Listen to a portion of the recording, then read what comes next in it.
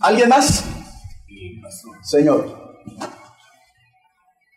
Vamos, me imagino que acá nos estamos preparando para enfrentar personas que están llegando a las iglesias con mucho conocimiento secular.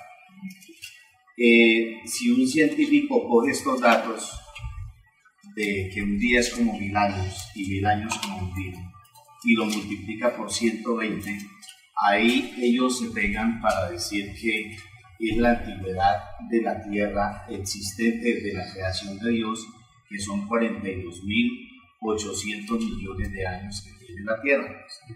Si ellos plantean una situación de estas en la parte científica, o sea, me estoy saliendo de la parte espiritual, si la plantean en la parte científica y entran, digamos, en un debate, en ese caso, explicándolo desde el punto de vista espiritual, tendrían razón de la existencia de la tierra, pero bíblicamente pues no encontramos una base en la cual nosotros podamos sustentar esta situación.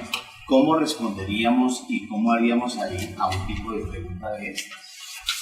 Porque se nos puede presentar en la iglesia, están llegando muchas personas de las cuales hacen preguntas. En las refanes estamos encontrando gente que está llegando, y si la persona quien está en la refan no está plenamente de acuerdo a la palabra y tiene un conocimiento, pues mantener bien. Sí, claro. No, lo que usted está diciendo, visto desde esa óptica, podría ser. Pero la Biblia siempre responde a la Biblia. Pues no es el tema de hoy, no quisiera entrar ahí, pero si usted ve Génesis capítulo 1, verso 1, la Biblia dice: en el principio creó Dios los cielos y la tierra. Y ya, pare, porque el verso 2 no es tan seguido como nosotros lo asumimos. La Biblia dice: y la tierra estaba desordenada y vacía. O sea que entre el verso 1 y el verso 2, yo siempre he dicho, la ciencia tiene razón, porque Dios jamás ha hecho nada desordenado. Entonces la pregunta es: ¿por qué la tierra estaba desordenada? Pero ese no es el tema de hoy. ¿Listo? ¿Alguien más? Sí, hermano Rodrigo. Dale. Sí, gracias. Acerca del capítulo 5 de Génesis, el verso 32, es lo que usted dice, donde sacan la plata de los 120 años. ¿Dónde dijiste? Génesis 5, verso 32, que dice: y siendo Noé de 500 años, lo hacen a Can y a Jared. Si eso fuera así, hubiera durado 101 años. Vale, entonces lo que usted me está confirmando es que si esa es la posición, tenemos problemas, ¿cierto? Claro. Si es esa la posición, tenemos problemas. Ok, ¿qué es lo que yo también pienso? O sea, si le aplicamos el texto explícitamente a la generación de Noé, tenemos dificultad, no solamente por la existencia, sino por el tiempo de predicación. Ok, ¿alguien más? ¿Aló? Vale. Entonces parémonos en el texto nuevamente. Vamos a pararnos en el texto. Y dijo Jehová Dios: no contenderá mi espíritu con el hombre, subraye la palabra, para siempre. O sea, saque esa palabra de ahí para que pueda entonces analizarla. No contenderá mi espíritu con el hombre para siempre. Se las voy a parafrasear. Año 2017, Bogotá, Colombia, sede Distrito 28. Y dijo Jehová Dios: yo no me la voy a pasar peleando con el hombre eternamente. Ese para siempre es un eternamente. O sea, yo no voy a estar con él peleando, discutiendo, en palabras más castellanas, alegando para siempre. Porque hay una diferencia entre él y... es que él es carne. ¿Ya? Pero saque también la palabra de ahí, hombre. ¿Ya? La pregunta es: ¿esa palabra hombre se está refiriendo específicamente a Sebastián o se está refiriendo a género humano? ¿Ya? Ojo a eso. Generaliza. O sea, una vez que tú lo sacas de ahí, la palabra va a tomar cuerpo, va a tomar peso. Porque si tú la dejas ahí, tú vas a pensar en un individuo. Los individuos van a durar 120 años, pero si tú la sacas de ahí, ella toma cuerpo y entonces tú te das cuenta que se está refiriendo al género. No contenderá mi espíritu con el hombre. Ya ahí descarta generación. Hubiese dicho, ciertamente no voy a pelear con la generación noacina porque ellos son perversos. Y ya, entonces, pum, explícitamente el texto estaría referido allá. Pero aquí dice, uno, para siempre, implica entonces la existencia de Dios, ¿ya? Y dos, saca al hombre y dice, no voy a contender con el hombre, con la raza humana. O sea, yo no voy a durar todo el tiempo tratando de reconciliarnos, les voy a dar un tiempo para que nos reconciliemos, para que arreglemos las cuentas, para que definamos este asunto, porque desde Génesis capítulo 3, el verso 15, entonces comienza el proceso de Dios, el plan de Dios para hacer que el hombre volviera a amistarse, volviera a reconciliarse con Dios. Pablo inmediatamente sale por allá y levanta la mano y nos dice, y nos encargó a nosotros el ministerio de la reconciliación. Entonces Dios desde Génesis 3, o sea, desde el mismo momento en que el hombre pecó, ha querido amistarse, reconciliarse con el hombre, y le ha mandado y le ha ofrecido muchas formas, muchos métodos. Lo dice el escritor a los Hebreos en el capítulo 1, verso 1, Dios habiendo hablado muchas veces, de muchas formas, de muchas maneras, a los padres por los profetas, en este postrer tiempo, último método, postrer tiempo, último método, nos habla ¿por quién? Por el Hijo, a quien constituyó heredero de todo y por quien asimismo hizo el universo. Mire todas esas palabras que hay ahí, que hay que rescatar con respecto al tema, ¿ya? Entonces, el Hijo es el último método de Dios para la restauración y la reconciliación del hombre, ¿ya? Si el Hijo no da resultado, bueno, gracias a Dios podemos decir que sí dio resultado, porque por lo menos ya estamos aquí como 50 salvos, ¿cierto? Ya estamos aquí como 50 salvos. Entonces, podemos decir confiadamente que sí dio resultado, pero el texto dice que es el último intento de Jehová Dios. Acuérdense que, si me permiten un poquito un paréntesis aquí, como, aunque no me estoy saliendo del tema, acuérdense que cuando Jehová Dios había intentado la salvación del hombre con muchos hombres, Noé, Abraham, con toda esa gente que envió, que usted los conoce, cuando Dios vio como agotado ese método, entonces mi Biblia dice que Jehová miró desde los cielos sobre los hijos de los hombres, y me parece a mí ver a Dios no haciendo un pase así en jet ni en Mirage, sino detenidamente quedándose la lupa de Dios sobre Humberto mucho rato, escaneándolo para poder pasar donde Daniel. Y después de haber hecho eso, dice Jehová Dios, y encontró que todos se habían descarriado, estaban podridos desde la cabeza hasta los pies, y no había ni siquiera uno que hiciera lo bueno. Ojo a eso. Entonces ahí se le agota un recurso a Dios, porque Dios estaba procurando que el hombre hiciera algo por el hombre, ¿ya? Entonces cuando ya no hay un hombre que haga lo bueno, entonces mi Biblia dice, resolucionó Jehová Dios y dijo, yo mismo iré y los salvaré. ¿Aló? Yo mismo iré y los salvaré. ¿Ya? Y ya entonces ahí viene ya la profecía mesiánica, que esa la conoce usted de sobra, ¿ya? Pero Dios resolucionó, yo mismo. Entonces ahora Jehová Dios decide eso, y entonces tenemos, si me permiten, 600 años o más después, tenemos a un niño naciendo en Belén de Judea, ¿ya? Porque era el hombre haciendo por el hombre, incluido el hombre Jesucristo, ¿ya? Porque el que había pecado era un hombre. Dios no proporcionó plan de salvación para los ángeles. El plan de salvación está trazado para el hombre, para el ser humano, ¿ya? Eso nos da la razón de por qué el infierno no fue hecho para el hombre. ¿Ya? Porque Dios no hizo nunca al hombre para que se condenara. El hombre Dios lo hizo para que viviera en su finca. ¿Ya? Y no para que se condenara. Por eso el infierno va a ser doblemente fuerte para el hombre, porque el infierno no está hecho para el hombre. El infierno está hecho para castigar espíritus.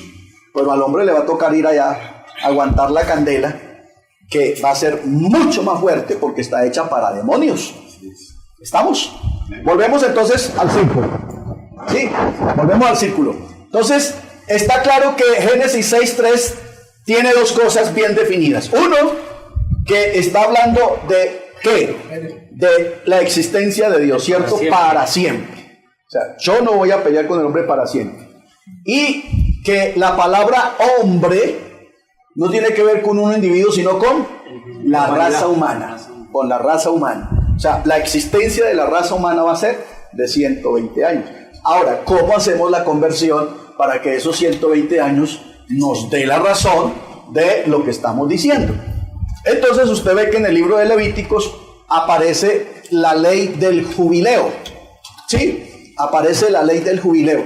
Ojo, porque es importante conocer la ley del jubileo y el año sabático. Es muy importante conocerlo bien, en qué consistía, qué era y para qué era, para que entendamos y podamos hacer la conversión. Y ve usted cómo la pieza encaja perfectamente en el rompecabezas. Entonces, ¿qué era un año jubileo? Un año jubileo era que cada 50 años, entonces, se daba la liberación, uno, de los esclavos, el perdón para los que tenían deudas, la restauración de los que habían perdido sus bienes, los que hipotecaron sus bienes, todo eso, se daba la restauración. Así que en realidad el que era esclavo, el que había sido maltratado por el pecado, el que había sufrido consecuencias de todo lo que la ley decía, entonces era que restituido y volvía a su estado original. Ya dejaba de ser esclavo. Si había perdido a sus hijos y a su esposa, se los restauraban. Si había perdido su finca, se la restauraban. Que aplicado eso al texto de lo que pasó en Edén, entonces es Dios restaurando ¿a quién? Al hombre, devolviéndole todo lo que el hombre perdió, porque el hombre en el Edén perdió todo. Perdió la finca, perdió la salvación, perdió la mujer, perdió los hijos, perdió todo. ¿Ya? El año jubileo les recordaba a ellos, cada 50 años, que llegaría un momento en que Dios le devolvería todo al hombre a través del Cordero Pascual. ¿Ya? Entonces, se daba cada 50 años el año jubileo. Entonces, si usted coge un año jubileo, que son 50 años, entonces multiplica 50 por 120, le da exactamente 6.000 años. La Biblia no tiene coincidencias. ¿Ya? La Biblia no tiene coincidencias. Dijimos que Dios trabajó en la creación 6 días y que trabajará por la restauración del hombre otros 6 días, otras 6 épocas, porque el día 7 indiscutiblemente es día de descanso, y Pablo dice, donde ya ninguno puede trabajar. ¿Ok? Entonces, esos 6 días son exactamente 6.000 años, porque estamos hablando de días mileniales según la regla bíblica. 1.000 años es como un día y un día como 1.000 años. ¿Estamos? Entonces, 6.000 años le voy a dar. Ya no lo lea 120, le voy a dar 6.000 años para que el hombre define las cosas conmigo. ¿Estamos? Para que el hombre defina las cosas conmigo. ¿Ya? Entonces todos sabemos, creo que eso sí lo sabemos todos, que desde Génesis hasta Malaquías hubo 4.000 años. Desde Génesis hasta Malaquías. Ok. Bueno, pero permítame decirles primero que eso está representado también en las dispensaciones. ¿Cuántas dispensaciones tenemos? 7. A ver, si las decimos para si alguno no las tiene bien claras. Inocencia.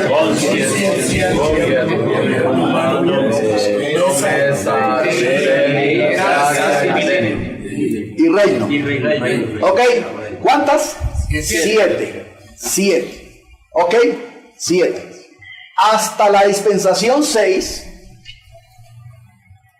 Hasta la dispensación 6, Dios está trabajando por la salvación del hombre. El día 7 es de descanso. Por eso en el día 7 no hay predicación del evangelio. Usted no encuentra evangelistas en el milenio diciendo conviértase a Cristo, o crean en Jehová Dios, o adoren al Rey. No. ¿Verdad? Porque es día de descanso. Porque la salvación del hombre se ha completado. El que había de ser salvo, se salvó. Y ahora el Señor le está cumpliendo unos pactos al pueblo de Israel. Le está cumpliendo el pacto abrámico, le está cumpliendo el pacto palestino, le está cumpliendo el pacto mosaico y le está cumpliendo el pacto davídico. Esos 4 pactos se activan en el milenio. ¿Ok? Entonces, ese es el día de descanso. Pero entonces, ahora aquí esto nos trae otras cuenticas que hacer. Porque dijimos que hasta Malaquías, 4 días. 4 días, 4.000 años, ¿cierto? ¿Cuánto nos queda? 2.000 años. 2 días, 2.000 años, ¿cierto? O más bien 3 días, 3.000 años, ¿cierto? O sea que la cuenta ahí hay que partirla. Por eso siempre se dice antes y después, ¿cierto? Antes y después. Entonces resulta que uno encuentra, por ejemplo, en Éxodo capítulo 19, unos versículos que si uno no los mira escatológicamente, usted no va a encontrar nada ahí. ¿Ya? Miren lo que dice Éxodo 19. Jehová dijo a Moisés: ve al pueblo y santifícalo. Ponga esas palabras en negrilla. Hoy y mañana. De una vez le adelanto, en salvación, en cuanto a salvación, en cuanto a redención, el 2 no tiene nada que ver con Israel. El día de salvación para Israel está designado como el día 3. Y ahora se lo voy a demostrar. El día de salvación para el pueblo de Israel está designado como el día 3. El 2 es de la iglesia. ¿Por qué? Gracias. Espere, les completo la idea. ¿Listo? Sedina, freno en seco, póngale freno de mano de Génesis a Malaquías. ¿Cuánto? 4.000 años. ¿Ok? ¿Hasta ahí Israel se salvó? No. Pablo dice, por la ley ninguno se salvó. O sea que Israel en cuanto a salvación está en veremos. Pero a partir de ahí, ¿cuántos días nos quedan? Nos quedan 3. 3 días. Ojo, 3 días, o sea 3.000 años. 3.000 años. 3 días. Déjenlo hasta ahí, 3 días. ¿Ok? Entonces, mire lo que dice el escrito en Éxodo 19. Y dijo Jehová Dios, y dijo Jehová a Moisés, ¿qué le dijo? Ve al pueblo, santifícalo hoy y mañana.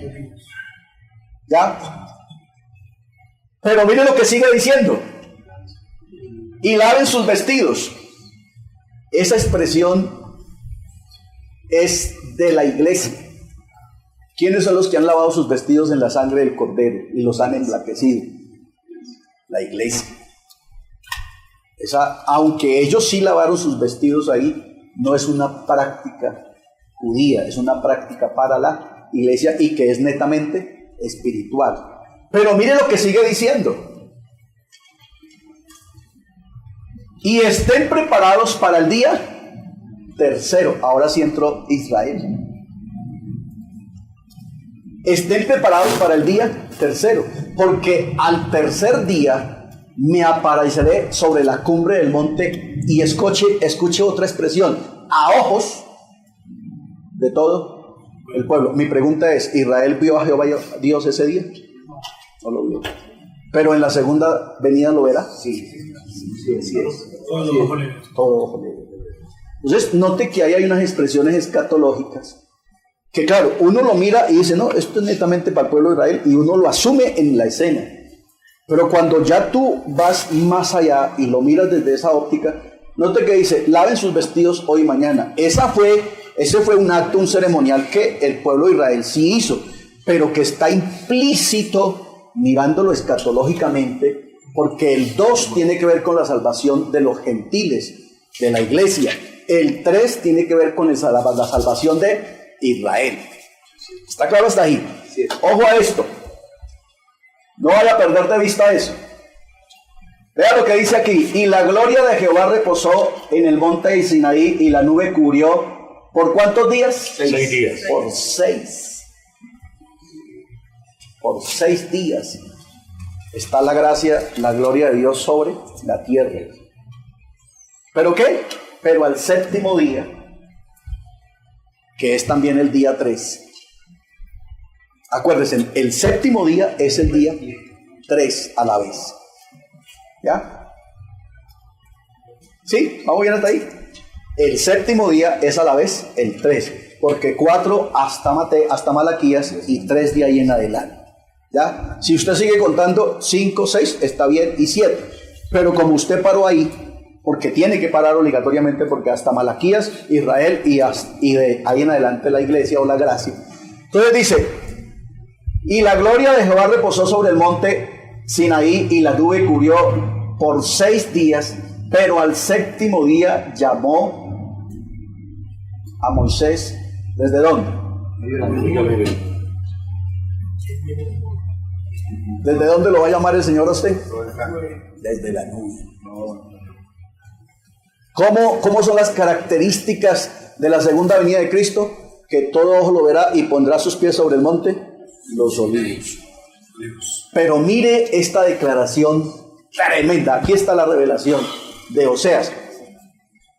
Los que han estado en el instituto y los que son profesores del instituto, como Jorge, que lleva muchos años ahí, y creo que aquí todos lo sabemos, sabemos que la profecía de Oseas es 200% judía, o sea, nada para nadie más. Pero escuchen lo que dijo Oseas, escuchen. Vea, nos dará vida, diga conmigo, después de 2 días. Después de 2 días. Porque en esos 2 días Dios no tiene trato con Israel. Nada que ver. ¿Oyó eso? Entonces mire cómo está la iglesia involucrada de una manera tremenda ahí. Nos dará vida después de 2 días. Y otra vez los involucra. Y al tercer día nos resucitará. Pégale ese versículo de Ezequiel 38. ¿Ya? ¿Qué dice Ezequiel 38 al final? Y fue un ejército enorme de pie. ¿Pero qué era eso en el versículo 1? Un valle de huesos secos. ¿Ya? Así que una vez que termina la profecía de Ezequiel 38, Israel está plenamente restaurado y resucitado, ¿ya? Para que al otro día se enfrente a lo que conocemos como el Armagedón. Dale, tranquilo. Es importante tener en cuenta eso. Es que he escuchado predicadores que le dan aplicación a Isaías, a Ezequiel 37 y 38 a la iglesia. Uy, no. Y eso está ahí sí, como dijo un amigo, uy, no. Está totalmente desfasado, total. Es más, yo le aconsejo a los alumnos del Instituto Bíblico, por favor, no se atrevan a predicar Ezequiel 37 en la iglesia, porque lo predican a uno para recibir el Espíritu Santo, para eso. Ese capítulo no tiene ni una tilde para nosotros. Totalmente de acuerdo con Jorge, ni una tilde para nosotros. Es netamente profético y no se ha cumplido nada de Ezequiel 37 hasta que realmente la profecía se dé. Claro, Israel comenzó su restauración en el 48, pero comenzó. Pero eso es un proceso que se dará al punto de Armagedón. Israel estará plenamente restaurada. Señor.